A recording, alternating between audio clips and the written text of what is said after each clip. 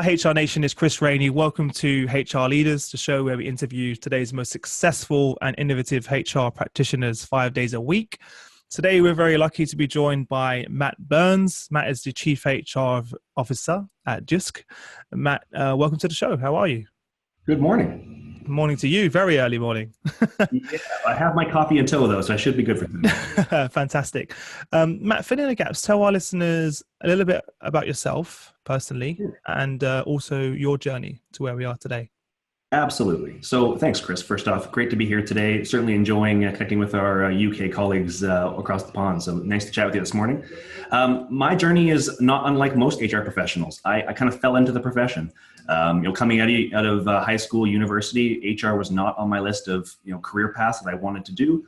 I really wanted to be a lawyer, but along the way, I decided that my connections with people was really important to me, and I wanted to have an impact across an entire organization. And HR allowed me to do that. So over the last 15 to 20 years, I've been working with a number of organizations, predominantly large multinationals.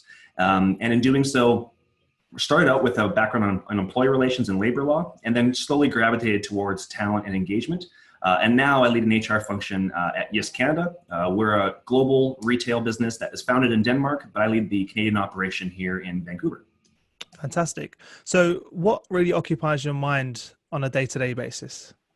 It changes every day. And I think, right now, it's an absolutely fascinating time to be in human resources. When I first started in this particular trade, most of my friends were looking at me like, Matt, you could be in marketing, you could be in finance, you could be in operations. Why are you settling for going into human resources? And I, at the time, felt like I wasn't settling. And now I feel like I'm vindicated a little bit here. The amount of change happening in the workplace, whether it be structural changes, future of work, all those things kind of collide for us so that I'm looking every single day at how do we take our existing archaic HR processes and revolutionize them for the 21st century. Recently I've been spending a lot of time thinking about the talent process. I think most businesses nowadays have an applicant tracking system or an ATS. And I think that's been great. I think it's certainly increased the efficiency of the hiring process. It's certainly made tracking easier and made compliance a lot stronger for us. But I also at the same time worry that we've made it an impersonal process, that we've taken people from that human interaction that's just so important for your employment brand and replaced it with technology. And as a result of that, really depersonalize that process. So I'm thinking a lot about how do we find the right blend between marrying technology but still retaining that human impact. Mm-hmm. Well, on that point, Ben, could you share some insights on the current projects that you guys are working on over there? Yeah, absolutely. Well, so I think first, Chris, in terms of the process, I would just say that we just got out of completing a pretty large transformational change with regards to HR technology. Last year, we were recognized for the most innovative use of technology here in Canada. And that's largely on the back of our selection, implementation, and launch of 5 disparate SaaS solutions. And we essentially tethered those solutions together to create our own enterprise HR solution. Now with that foundation in place, we're transitioning our work to embed and sustain activities, meaning that we're looking at taking the systems, but operationalizing them for our audience, helping them adapt through the change, and specifically looking at how do we take that foundation of technology and build from it. So one thing we're doing right now is looking at taking our job postings and adding audio and video to them. Mm-hmm. To again create that bit more of a human impact. So we're testing this now. As you apply for a job with JYSK, you'll see a job posting. It'll be the same job posting you see from most other businesses. We try and add a bit of personality to ours. And then at the bottom of the link, you'll be able to see an audio file or a video file where you can get either hear me for 5-10 minutes or the hiring manager and get some feedback on what the company culture is about, what the role's about, and just trying to add some personality to what again has become a pretty impersonal process. Yeah. So what are some of the impacts you've seen so far of this change that you guys have been through? I appreciate it may be early days, but could you share some of the results that you guys are already seeing? Yeah, I think the change, there's a couple of things. I think the leading changes that we've seen, of course, are our paper volume and our paper usage has gone down dramatically, which is for me, everyone's happy about. I could not be happier about that. I love paper. At the same time, I don't like using it at work. So we're here in Canada. Environment's very important. As little trees have been cut down as possible, we're all over that. So we've reduced our paper content dramatically. I would say the biggest change within the HR department is we've been able to allocate our resources, which in most organizations, the same, are limited, and dedicate them to business partner functions, consulting functions, and less time doing administration. So that's been kind of the big changes. We've noticed that folks that would have spent, 3-4 hours behind Excel spreadsheets are now being able to get out behind their desks, engage with their clients, and really start to teach and train and develop, which is really what we were all joining the industry for to begin with. But along the way, we got distracted by compliance and checks and balances and all those, great things that HR is often tabbed with. Mm-hmm. So going back, I'm sure it wasn't a very easy transition. Yeah. What were some of the challenges that you faced that you could probably share with our members that maybe they can avoid going on the same journey? Because I'm sure pulling all of those systems together and making them work harmoniously couldn't have been an easy challenge.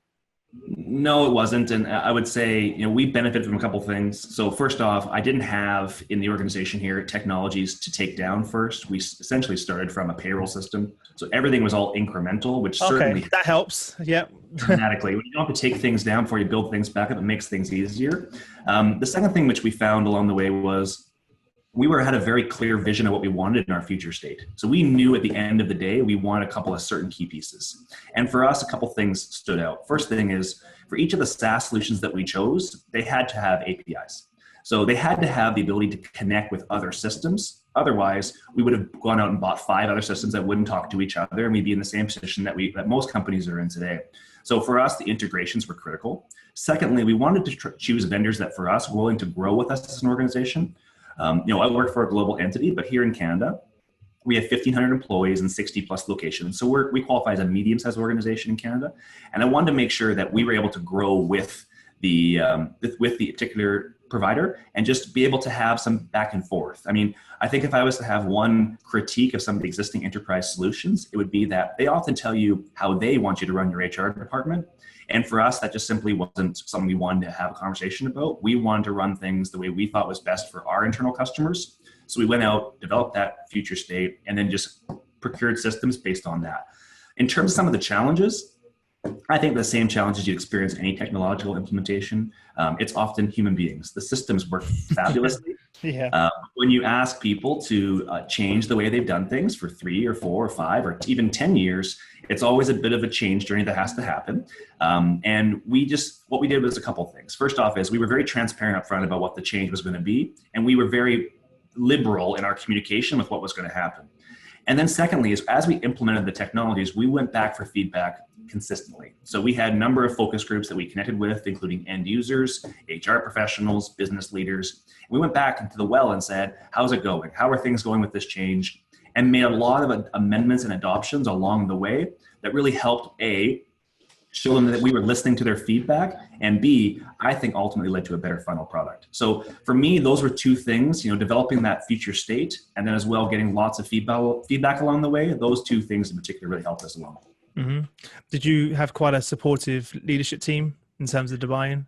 Yeah, we did. I work here in Canada, but our entire leadership team is European. I mean, we have a Icelandic ownership group. We have an Icelandic CEO. We have a number of members of our senior management team that come from Europe. I mean, where technology is certainly farther ahead than it is here in North America when it comes to retail. So right off the bat, we had immediate alignment from our business, which is absolutely critical if you're going to do a change. Yeah. And so the systems you put in place, are they now operating globally? Some are, some are not. Yeah. The majority of the vendors are based in the United States. So I think they're on their own journeys to go global. A couple of them I know are global and working towards that. But just to give you a sense of some of the scale of the companies, we in Canada here operate in 2 official languages, English and French. So a lot of the challenges we had to deal with up front were making sure that those vendors had French language capability in their systems. Oh, right, yeah. Or that they were open to us playing a role on the translation of that material, which of course, depending on their own roadmaps, may be a bit of a challenge. But we were able to partner with at least one vendor and help them with their own translation. And thereby they were able to provide us with the solution we needed. And then they were able, of course, to take our translation and sell their products more globally. Mm-hmm. Fantastic. So moving forward now, clearly there's a huge role for HR technology or technology, in HR. Where do you see this moving? What effect do you think technology will have on HR over the coming years? Yeah, I think we're maybe a bit ahead of the curve here in North America, but we're not that far ahead. In terms of where we're going, I think you're going to continue to see the automation of manual administrative tasks. If you ask most professionals in this function, we did not join HR to get behind spreadsheets or file paper-based files. We got in because we wanted to help people grow and learn and teach and develop and help organizations be successful through change. And I think you're going to see HR start to move to more of a consultative function as we automate and streamline those administrative functions. I think that's where you're going to see technology first and foremost. But again, I would want to caution HR professionals around the globe. Let's make sure we don't get too far to the technology front and we don't lose this human interaction.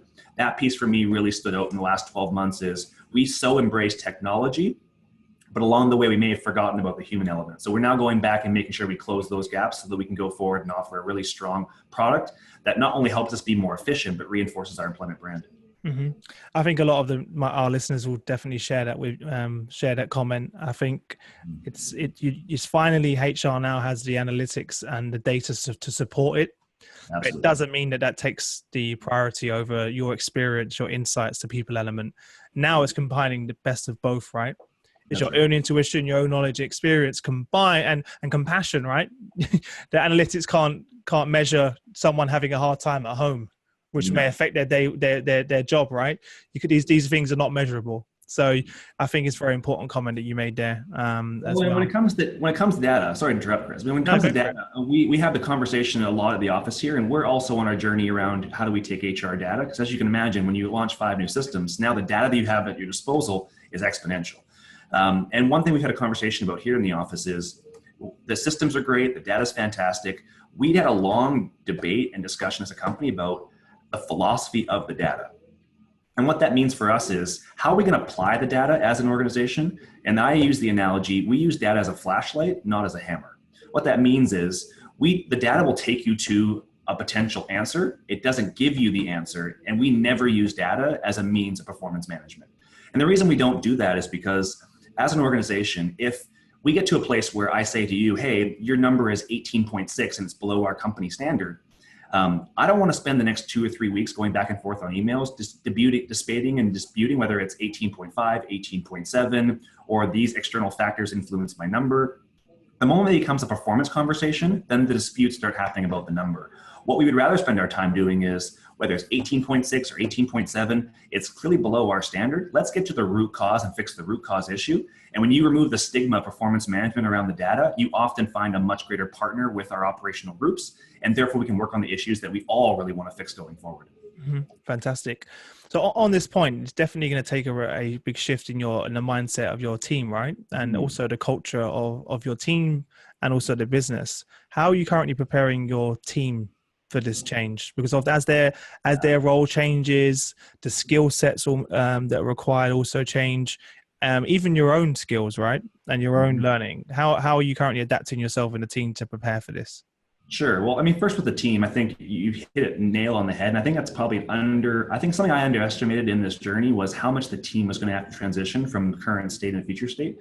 Clearly I had the benefit of where we were going and therefore had a bit of a head start when it came to the transition. And to be honest, a lot of things we asked the team to do here in the office when the HR group was not what you would expect most HR professionals to do. We launched those 5 systems by assigning ownership to each of those systems to the functional HR lead in that group. And the majority of those individuals did not have project management experience. Wow. Welcome to project management. Here's your new technology. Let's drop this in. But the beauty of doing that was, we now have complete ownership and buy-in from the implementer of the system. They're married. They were helped in the selection. They're excited about the functionality. They're really pumped. So we had some great buy-in up front from those individuals. As well, they were going to be responsible for handling the questions and doing the continuous improvement activities that I mentioned earlier. So therefore, they're bought in, which is fantastic. Mm-hmm. So project management was one thing we taught them just because of the volume of work. But more than that, it was how do we take existing practices and use technology to enable them, but at the same time, be confident knowing that just because the work goes away, there'll be different kind of work to backfill it. So yes, we're going to take away your spreadsheets. Yes, you're going to have 3 less hours of work to do per day. I promise you, I have a lot more work as the organization does behind that to fill that in. And I promise you, it's going to be much more valuable work for the organization and for you as an individual. So we continually talk about in those terms, and that tends to help with the transition. Yeah, I think the first point you mentioned was very important about, you're going to get much more engagement having those guys in your team lead the transformation than actually having the new system say, we've made it, we've implemented it now you've got to use it. Having them involved in the actual implementation stage, you're going to get much more buy-in from them, right? And they're going to feel involved in that too. And then, of course, it's great that you've also identified we do need to retrain and give them that support of project management. Even recently at one of our meetings, we had a question which was, how many of the chief HR officers in the room have had delegation or project management training? Put your hand up. And I think 20% in the room had. So 80% of chief HR officers in a room had no project management or delegation training or formal training.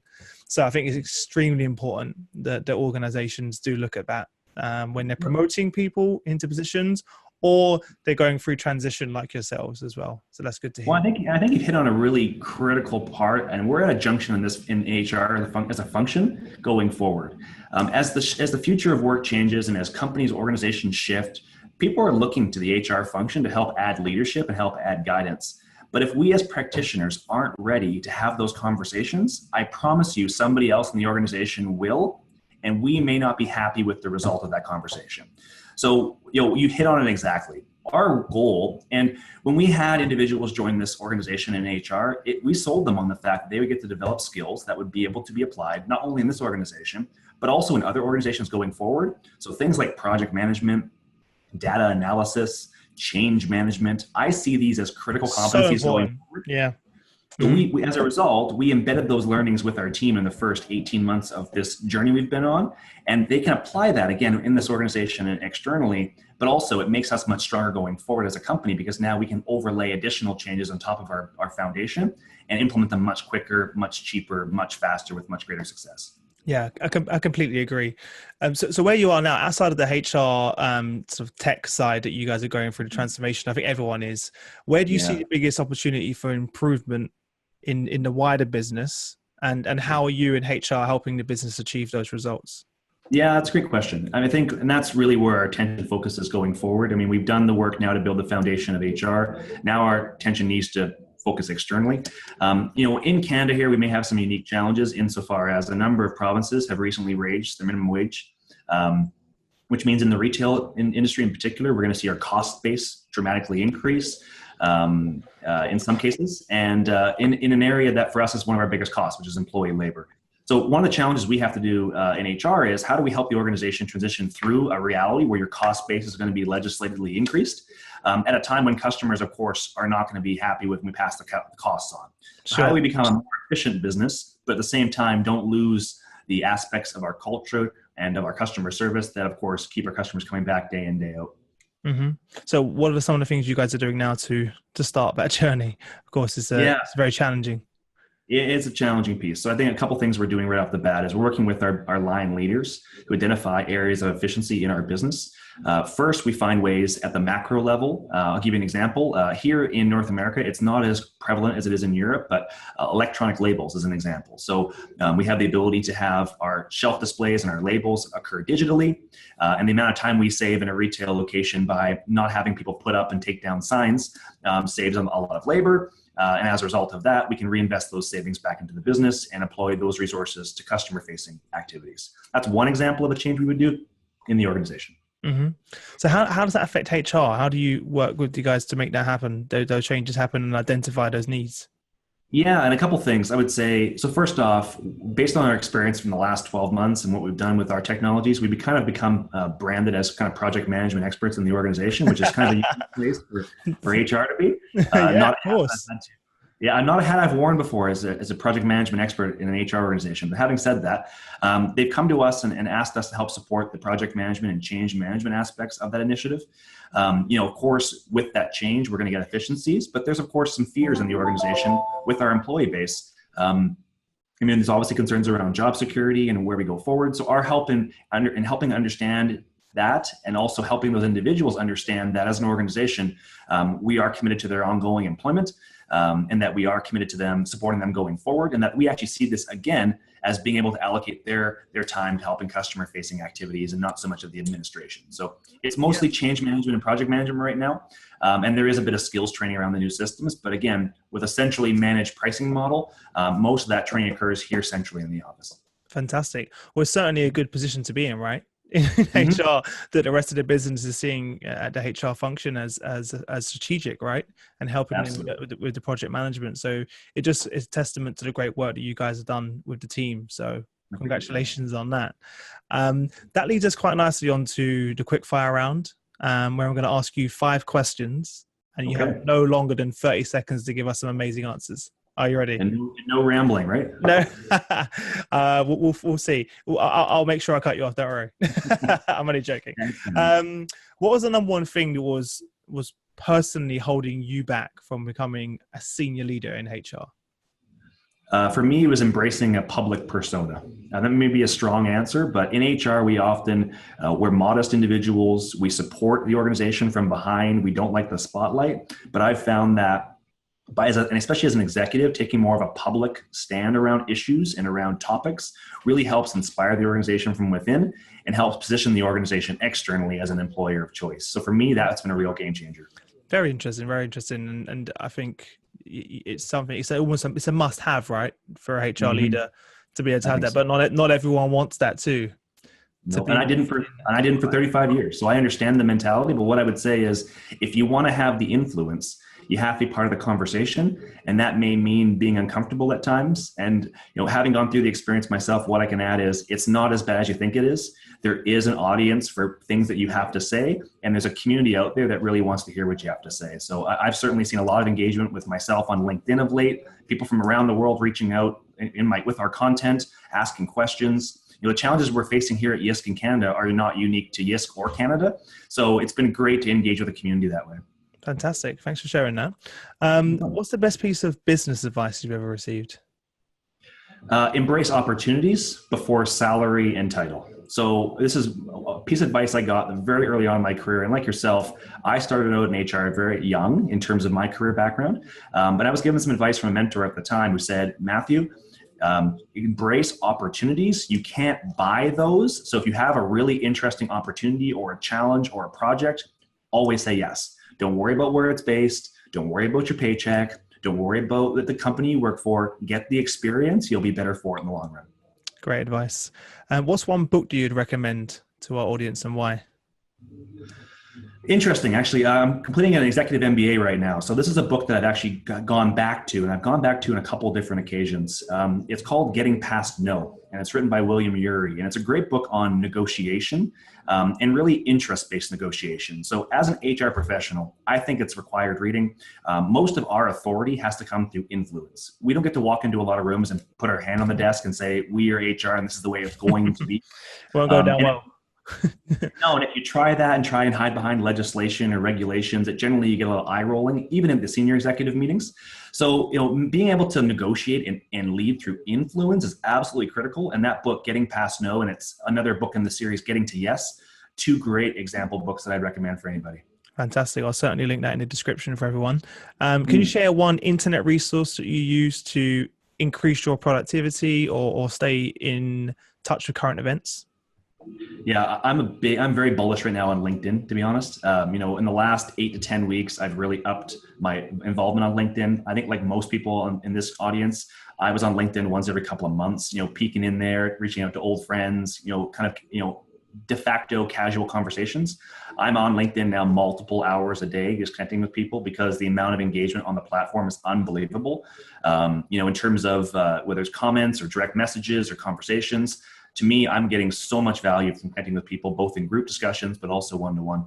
Mm-hmm. I was going to ask you that question because everyone I speak to, LinkedIn is, as you know, that's where we connected, right? It's where a lot of people connect. Where do you spend your time on LinkedIn? Do you gain value from the groups or do you gain value from just connecting with people one-on-one and initiating conversation? Where do you find the most value?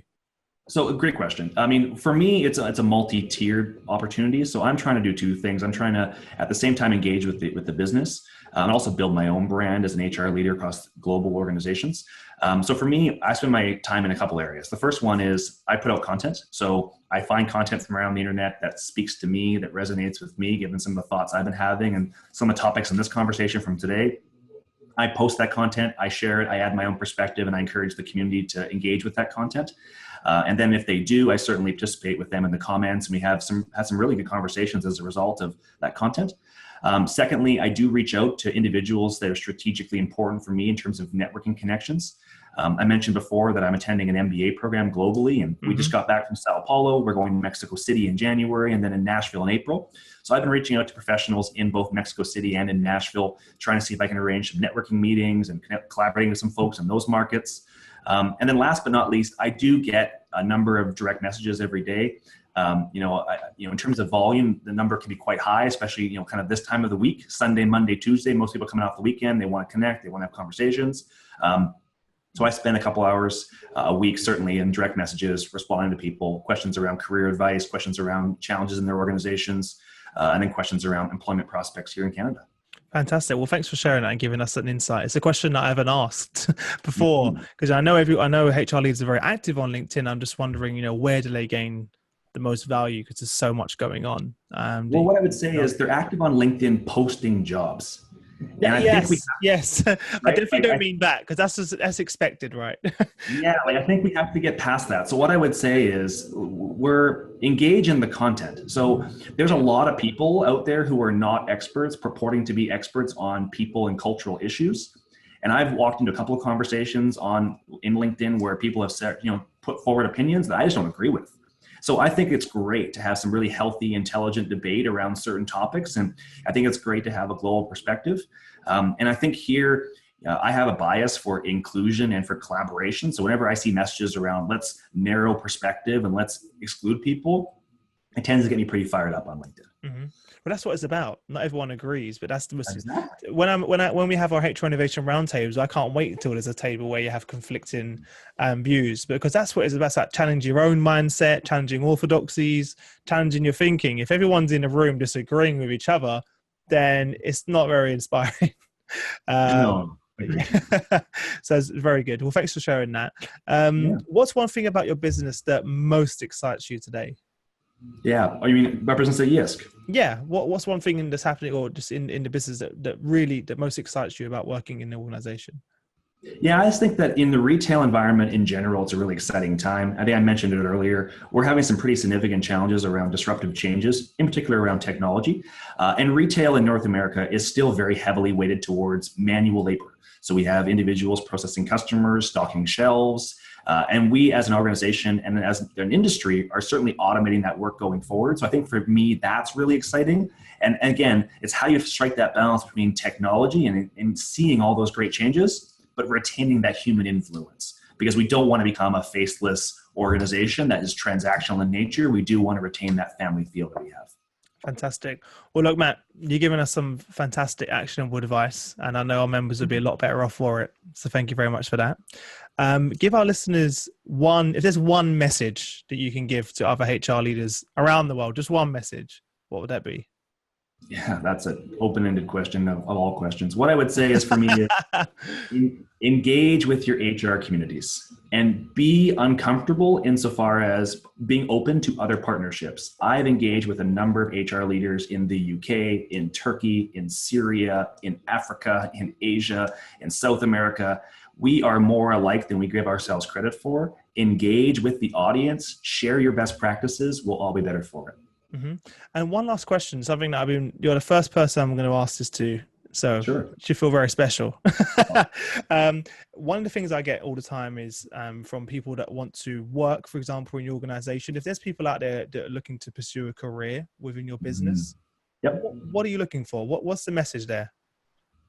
Yeah, I think we're getting to a place now where we're looking for competencies. And I know it's a cookie cutter answer, but for us, if you're going to join, for instance, the HR organization, we have a pretty protracted selection process, but it's not protracted in the general sense. You have a couple of coffees with me and we have conversations. I want to get to know what's going on in your head, what's important to you, where your value structures are at. I want to know how you embrace change and technology and innovation and disruption. it's not for everybody. So for me, those are some characteristics I look for. Are you willing to take a big chance and, for something that's innovative, that's going to help our organization? That for me is really critical. That extends to the broader organization, which is, are you willing to take a chance to help the customer? And I think, in a world where we have standardization and documentation and rules and regulations, sometimes you need to break out of that mold and just do the right thing for the person in front of you. Fantastic. Thanks for sharing that. Well, look, Matt, thank you again for joining us. Guys, make sure you head over to hrdleaders.com. There you'll find all of the show notes from the episode, everything we've been talking about, all of the links to the resources that were mentioned. Matt, thank you again for sharing your journey with our listeners. And I wish you all the best until we next speak. Appreciate it. Take care.